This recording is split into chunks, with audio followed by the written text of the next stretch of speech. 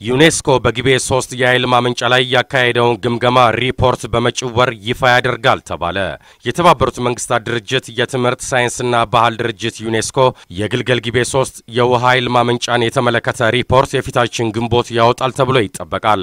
ከሁለት ሳምንታት በፊት ድርጅቱ የወከላቸው ባለሙያዎች ለ3 ቀናት በግድቡ ጉብኝት አድርገዋል። የኢትዮጵያ ኤሌክትሪክ ኃይል ዋና ስራ አስፈጻሚ ኢንጂነር አዜብ አስናቀ ለፋና ብሮድካስቲንግ ኮርፖሬት እንደተናገሩት ለዩኔስኮ ተወካዮች ስለ ኃይል ማመንጫ ፕሮጀክቱ ተገቢው መግለጫ ተሰጥቷቸዋል። በኬንያ ያሉ የአካባቢ ተቆርቋሪ ነን የሚሉ ቡድኖች እንደሚሉት ሳይሆን ኢትዮጵያ እየገነባች ያለው ግድብ የኬንያውን ቱርካና ሐይቅ ሊጎዳ እንደማይችልም ሳይንሳዊ በሆነ መልኩ መረጃ ተሰጥቷል ነው ያሉት ኢንጂነር አዜብ። የኃይል ማመንጫ ግድቡ ከወራት በፊት ውሃ መያዝ ቢጀምርም የወንዙን ተፈጥሯዊ ፍሰት በመጉዳት እንዳልሆነም ባለሙያዎች ተመልክተዋል። ዩኔስኮ የወከላቸው ባለሙያዎች የግልገል ጊቤ 3 የኃይል ማመንጫ ግድብን ብቻ ሳይሆን የኩራዝ የስኳር ፕሮጀክትንም ጎብኝቷል።